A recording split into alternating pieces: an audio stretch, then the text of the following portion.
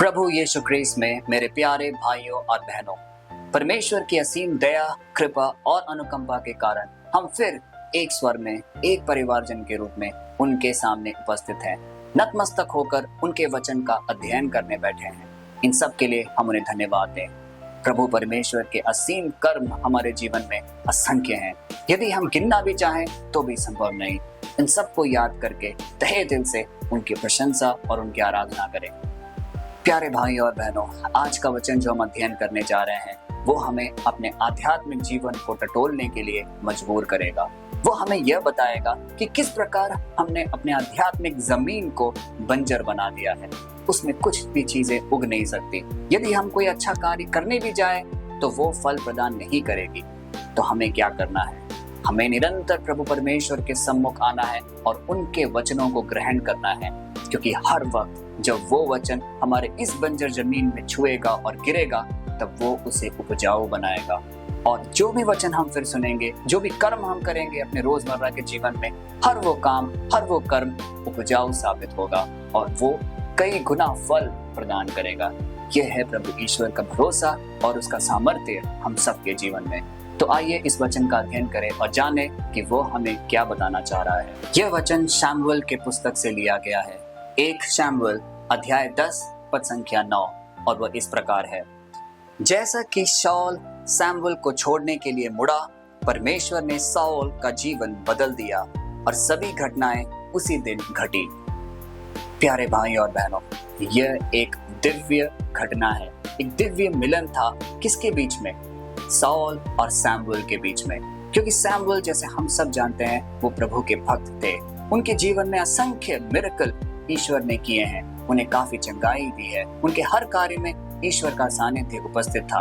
और इस वक्तव्य में क्या होता है? शाऊल जाते हैं शमूएल से मिलने, और जब वो उनसे मिलकर वापस आ रहे होते हैं तब प्रभु परमेश्वर उनके हृदय को छूता है और एक नई हृदय देता है, उन्हें एक नई ऊर्जा देता है, एक नई जीवन देता है। और इस प्रकार शाऊल का जीवन काफी हद तक प्रभावित होता है। क्योंकि आने वाले वर्ष में हम पढ़ेंगे, आने वाले वक्तव्य में हम पढ़ेंगे कि शाऊल जब अपने सर्वेंट के साथ, जब अपने नौकर के साथ आगे जाते हैं तो कई नबी जन के बीच में होते हैं। तो उन नबियों के बीच में जब वो एकत्रित थे तब प्रभु के पवित्र आत्मा शाऊल के ऊपर आती है और वो अचानक से बहुत सारी भविष्यवाणियां करने लगते हैं। और यह भविष्यवाणी सुनकर आसपास के जो लोग हैं वो अचंभित हो जाते हैं। वो तुरंत अलग अलग प्रकार के सवाल पूछने लगते हैं। वो ये पूछते हैं, क्या ये किश का बेटा नहीं है? इसका बाप कौन है? इनके जो पुश्तैने लोग हैं वो कौन है? ऐसे कई प्रकार के सवाल उनके हृदय में आती हैं, क्योंकि वो जो देख रहे थे वो विश्वास करना असंभव था। वो ये देख रहे थे कि शाऊल के आत्मिक हृदय में एक बड़ा परिवर्तन हो चुका है और वो सारी चीजें भविष्यवाणी के रूप में कह रहे हैं। प्यारे भाई और बहनों, कुछ इसी प्रकार हमारे जीवन में भी घटित होगा यदि हम अपना जीवन प्रभु ईश्वर के सम्मुख उपस्थित करेंगे। क्योंकि शमूएल अपने पूरे कार्यकाल में, अपने पूरे जीवन काल में, चाहे वो जब जवान थे या वो बूढ़े हो चुके थे, उन सारे दौरान वो प्रभु से कनेक्टेड थे, एक जुड़ाव था उनका। इसीलिए प्रभु ईश्वर ने उनके जीवन में असंख्य कार्य किए और उनकी ताकत इतनी थी कि शाऊल, जो कि शमूएल से मिलने आए थे सिर्फ, लेकिन मिलने के बाद प्रभु ईश्वर ने शाऊल के जीवन को छूकर एक नया जीवन उनको दिया। इसी प्रकार मेरे प्यारे भाई और बहनों, यदि हम अपने परमेश्वर से हमेशा एक जुड़ाव रखेंगे, यदि हमारी प्रार्थनाएं हमेशा नियमित रहेगी, यदि हम बाइबल के वचनों का अध्ययन करेंगे, यदि हम ये प्रार्थना सभा को डेली हम सुनेंगे और ईश्वर के करीब आएंगे, तो ईश्वर भी हमारे जीवन को इतनी संपूर्णता से भर देगा कि जो लोग हमसे मिलेंगे, हमसे जो वार्तालाप करेंगे, हमसे जो जुड़े हुए होंगे, वो अचानक से देखेंगे कि हमसे जब वो बात कर रहे हैं तो उनको एक नई ऊर्जा मिल रही है। हम भविष्यवाणियां कहने लगेंगे, हम कई चीजें ऐसी करने लगेंगे जिसमें ईश्वर का सामर्थ्य दिखने और दर्शाने लगेगा, और इस प्रकार हमारा जीवन भी बदलेगा। यह है इस वचन का भरोसा जो वह हमें आज सिखाता है। आज जब हम इस वचन का अध्ययन कर रहे हैं तो हमारे मन में भी, हमारे जहन में भी एक बात तो जरूर आ रही होगी कि काश ईश्वर हमें शमूएल की तरह अनुग्रह और कृपा प्रदान करता तो कितना अच्छा होता। हमारा भी जीवन खुशहाल होता, उसके वरदानों से, उसके आशीर्वादों से हमारा जीवन संपन्न होता।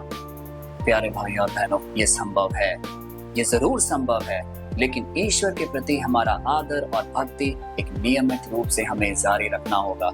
ये कोई एक बार या दो बार करने वाली चीज नहीं है। हमें एक नियमित, एक क्रम के प्रकार हमें ये रोजाना ईश्वर के सम्मुख आना होगा, उसे बताना होगा दंडवत होकर कि हे परमेश्वर, मैं आपसे जुड़ा हुआ हूँ, आपके वचनों से आप मुझसे बातचीत करिए, मैं आपके हर वो कार्य करना चाहता हूँ जिससे कि मैं आपकी इच्छा, आपके मनोरथ अपने जीवन के माध्यम से पूरा कर सकूं। तब हम ईश्वर के प्रिय बनेंगे और ईश्वर हमें छुएगा। ईश्वर जो सैमुअल को अलग अलग प्रकार के सामर्थ्य दे सकता है, वो निश्चय ही हमें भी जरूर ताकत प्रदान करेगा, क्योंकि उनकी नजरों में हम सब समान हैं। वो हम सबको बराबरी में प्यार करता है, लेकिन हमें उसके प्यार, उसकी चंगाई, उसकी आशीषों के लिए अपने जीवन को, अपने आत्मिक हृदय को तैयार करना होगा। तो आइए इस प्रार्थना सभा में आगे बढ़ने से पहले हम जब एक प्रार्थना की ओर आगे बढ़ रहे हैं, अपने सारे निवेदन, अपनी सारी इच्छाएं, उन सब लोग जो कि प्रार्थना के लिए हमसे निवेदन किए हैं, उन सबको प्रभु के सम्मुख हम रखें और मांगे, और उनसे हम ये भी बात करें कि हे परमेश्वर, जाने अनजाने में हमने अपने जीवन में कई पाप कर दिए हैं। कई बार हमारे जो पुराने पाप है वो हमारे हृदय में एक गलती की तरह निवास कर रही है। वो हमें एक पछतावे की भाव लेके आती है कि तुम कभी भी ईश्वर के सम्मुख अब नहीं आ सकते। तुम्हारे अंदर वो एक गिल्ट है, वो गिल्ट से, वो पाप में बोझ से हम दूर हों और ईश्वर के सम्मुख उपस्थित हों, क्योंकि वचन ये कहता है कि ईश्वर कभी भी हमारे पुराने पापों को नहीं देखता, वो हमारे बीते दिनों को नहीं देखता, लेकिन वो यह देखता है कि आज इस पल हम कितने उदारतापूर्ण, कितने खुले मन से हम ईश्वर के सम्मुख उपस्थित हैं।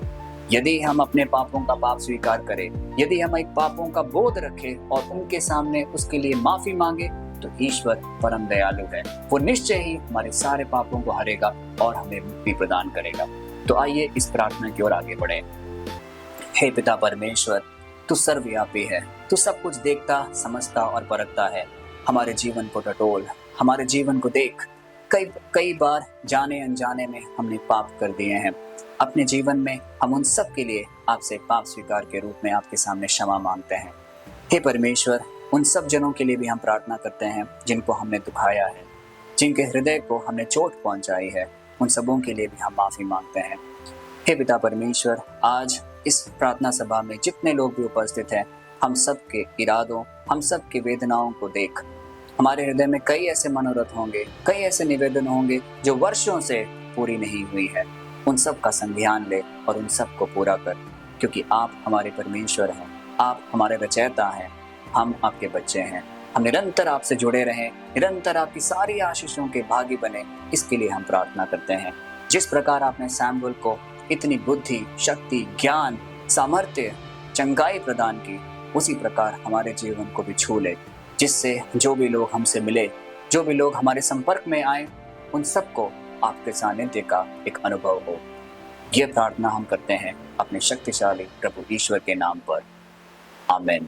प्रभु यीशु ख्रीस्त में मेरे प्यारे भाइयों और बहनों, आज का वचन हमें एक बहुत ही सुंदर और सशक्त संदेश देता है कि जो व्यक्ति ईश्वर के सानिध्य में रहता है, जो व्यक्ति अपने जीवन द्वारा हमेशा प्रभु का आदर करता है, उसके वचनों का पालन करता है, तो ईश्वर भी उसी बराबर के रूप में उनके जीवन में भी दखल देते हैं, उनके जीवन में स्पर्श करते हैं और उनका जीवन हमेशा सुखमय और शक्तिशाली रहेगा। जिस प्रकार ईश्वर ने सैमुअल के जीवन में उनके जवानी से लेकर उनके बुढ़ापे तक उनके साथ रहे, उन्हें आशीषों से भरा, वही ईश्वर हमारे जीवन को भी आशीषों से भरेगा। हमसे जो भी संपर्क में आएंगे उनका भी जीवन प्रभु ईश्वर समृद्धि बनाएगा। यह है हमारा अटूट विश्वास अपने प्रभु ईश्वर पर। तो आइए इस वचन को ज्यादा से ज्यादा लोगों तक भेजें, क्योंकि हमारा काम एक प्रेरणादायी कार्य है। हमें यह निश्चित करना है कि ईश्वर का प्रेम और उनकी दया और अनुकंपा कई लोगों तक पहुंचे और उन सब का जीवन परिवर्तित हो जाए। कल फिर मिलते हैं, तब तक के लिए आप सबको प्रभु ईश्वर के चरणों में हम समर्पित करते हैं, प्रभु यीशु के नाम पर, आमीन।